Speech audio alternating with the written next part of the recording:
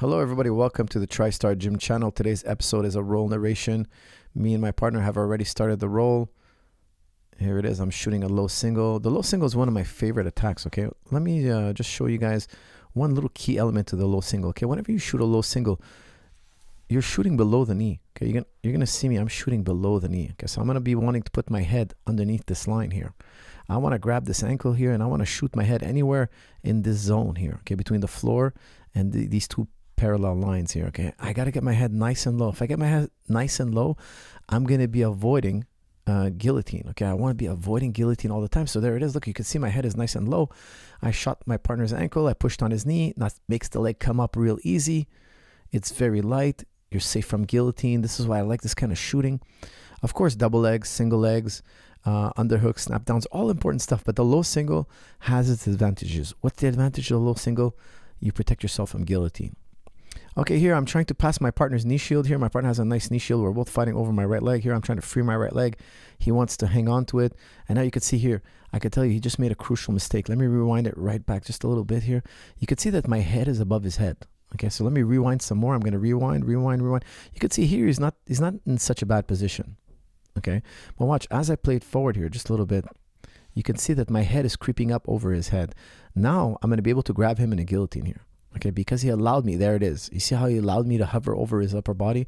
Now I can trap his head. Watch here, when I trap his head, this is going to be bad news, guys. You never want somebody to trap your head. When you're on the bottom, you have to maintain a good posture because now you're going to see me sprawl on his neck. You know, I'm going to be sprawling here and getting really heavy. And you could see I'm attacking a guillotine and a sweep at the same time. Okay, you guys are going to see me. There's a sweep. I'm lifting my right foot. I'm trying to sweep him over. I'm trying to guillotine choke him. I'm not going to allow him to get on top here because I'm bending his neck, okay? Because I'm bending his neck, it's going to make it very difficult for him to get on top, okay? So what's keeping him on the bottom? Well, I'll tell you, the number one most important thing is, it's hard to see here, but I'm curling his neck, okay? I'm trying to bend his chin down to his chest, okay? So I'm curling the neck. That's number one. Number two is I have my foot on my toes here. You could see that my foot is on my toes. Sometimes I see people trying to sweep and their foot's flopping around on the mat. This is really bad, okay? You got to make sure you're on your toes, no heel on the ground, okay? My heel is off the ground. This is very, very important. The next very important thing is I have this butterfly hook, okay? So I have a butterfly hook here. I curled his chin down to his chest. I'm bending his neck, and I have my toes in the ground. These are the three most important elements to me, making sure that I'm sweeping him in this direction. Okay, I want to sweep him in this direction. Of course, you could see that my partner, he's trying hard to go in the opposite direction. Okay, he wants to go in this direction. So me and him in a battle here. He has his toes on the mat. That's good stuff.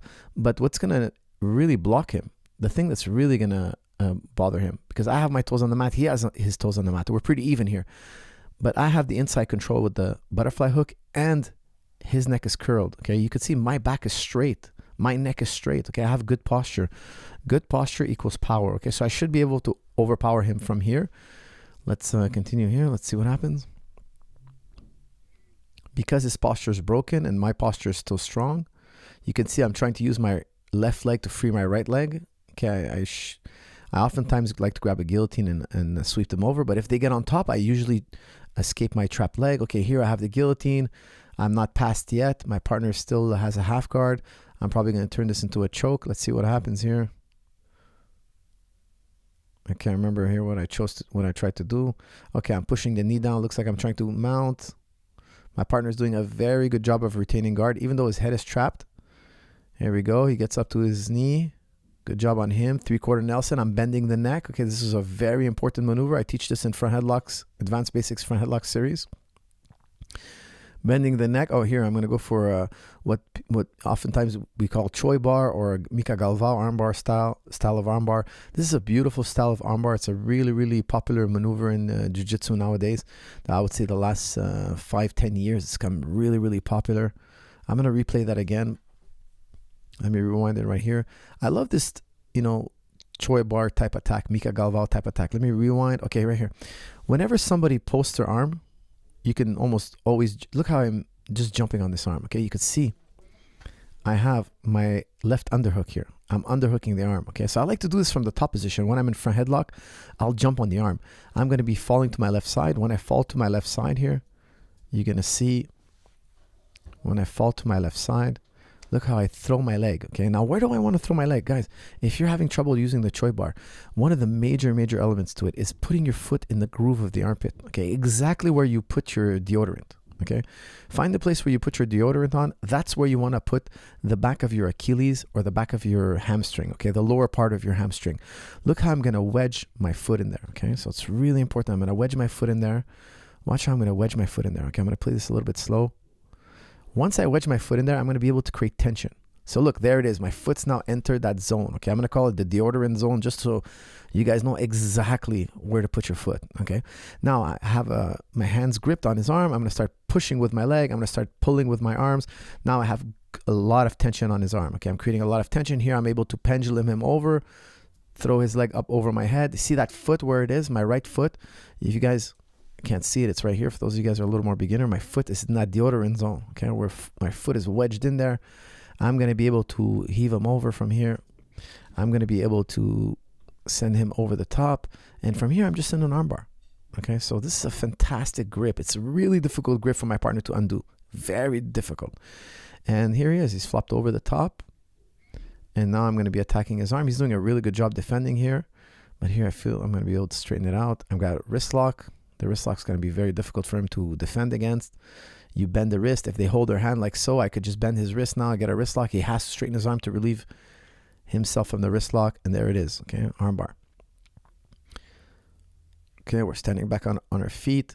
Here you can see I have my elbows up. Okay, so whenever I wrestle like this, I put my arms up like this because I want my partner to shoot. The guy my partner's a really good wrestler. Okay, he's a very seasoned wrestler. He competes in wrestling as well, so he doesn't just do jiu-jitsu. Okay, here I want him to shoot in my leg. Okay, so here guys, I'm doing an ashi slide.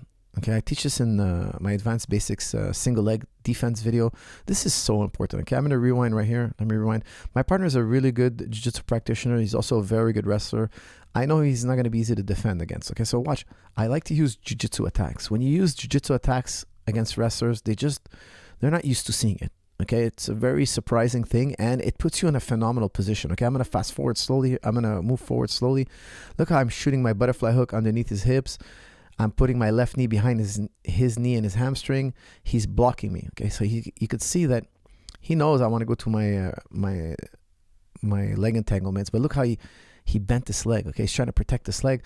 No problem, guys. Whenever they bent the leg like so, you just go to a bear trap. Okay, you guys are going to see me do a bear trap here.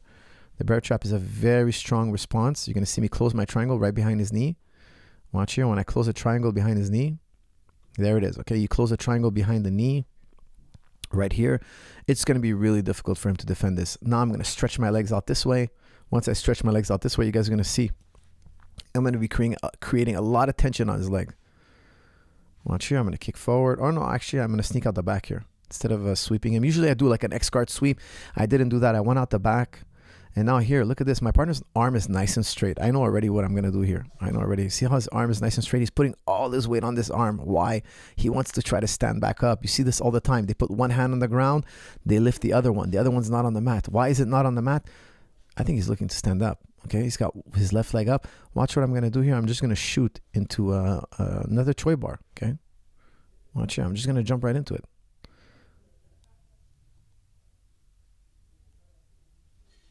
There it is. There it is. Freeze. I'm going to freeze this right here. Guys, now I got the back of my knee and the back of my calf, I would say, in that deodorant zone. That's where you want to put the pressure, guys. I know you guys do arm bars a lot. I know everybody out there does arm bar. But I'm telling you, the real key is putting pressure on this dot here. You want to push in this direction. This is what makes the arm bar so strong. It's really that exact zone. You want to pressure against it. I'm going to play it one more time just so we can make sure that the guys who are more beginner to this, okay, they can kind of catch it, okay? I know a lot of you already understand what's going on here, but some of the guys are a little more beginner and they kind of ask me questions afterwards, and I want to make sure that they get it. So look here, I'm going to fall to my left shoulder. I'm going to attack that deodorant zone. I want to put pressure right there, exactly right there. So you guys can see I'm trying to put my leg behind his armpit and drive in this direction. Okay, let me just clean that up. I'm driving in this direction, exactly in that deodorant zone. And now I'm going to be able to create that tension on the armbar. Okay, so it's a really small difference, but it makes a massive difference. You know, I've been doing jiu-jitsu for a very long time. Once I figured out that I have to put pressure in that exact zone, in a diagonal, in that zone, it just made my arm bars so much more tight, and I have so much more confidence going for them now. My partner's shooting the leg. Here I'm trying to sprawl. I'm going to probably go for an ashy slide here. I can see myself looking for an ankle pick here. My partner hikes it up. I'm going to ashy slide again, guys. It's such an easy answer. It's like a bit of a lazy man's hack. Okay, so instead of hopping up and down and wrestling and doing all that tough stuff, I just could slide into the legs and, you know, work all my leg locks, all my leg lock attempts, all my ashigaramis that I've been drilling for so many years. It's just such an easier option. Okay, my partner here is in an outside ashi. Let's see how we play this. I'm going to be trying to probably put pressure and sweep him here. You could see I'm tucking in my left knee to create counter pressure. I'm sending him up over the top. My partner escapes his leg. I trap his arm. I'm going to be trying for another arm lock. He's very wise to it. Good defense here. Very good defense here. I'm going to do my wrestle up. You guys can see, look at this position. Okay, I call this the S position, the position I'm in. It's really hard for the guy I'm wrestling with to pass my guard because he can't reach my legs. He has to reach for my head. Okay, now when they reach for your head, it's kind of a bit of a trap. Okay, so when they reach for your head, I'm going to shoot under his hands. Okay, so he can't reach for my legs. Once he reaches for my head, look at that. I'm shooting for the ankle below the knee. Let's see what happens here. I'm going to hike him up in the submarine. Guys, I teach this in my wrestle up video, ultimate wrestle ups. Okay, here he's doing a nice job defending. Okay, he rolled through. And look, he's got me up in the air. Let's see how he scrambled here. I was able to backstep on him. He had actually a really good defensive reaction here. Let's rewind that. Okay, when he reaches for my head, I'm going to shoot. There it is. I come up. He's going to roll me through. Look, he's rolling me through. That's actually quite excellent. He should have got to his knees here. If he had scissored his legs, he could have got to his knees. Okay, I'm cutting back, grabbing the ankle. A little bit of pressure passing.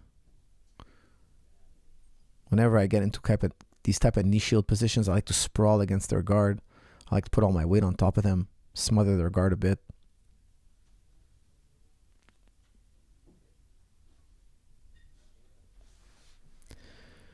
My partner's going to be trying to push me away. Here it is. I'm jumping to the other side, and that's the end of the round. Okay, guys, I hope you enjoyed. Please like, share, comment, and I'll see you all in the next one. Thank you.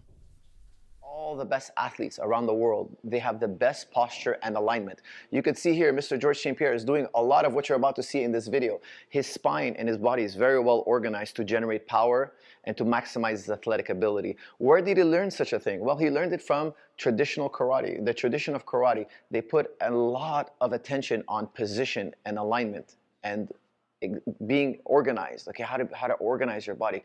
It's the same thing with ballet or gymnastics. Okay, a lot of what you're going to see is not found in the exercise science books. It's found in the traditions of karate, martial arts, judo, boxing, wrestling, jiu-jitsu. The alignment is power. In our sport, in all sports, alignment is power. Okay, so you'll see that the best athletes do exactly what you're about to see in this video. Knowingly or unknowingly, they all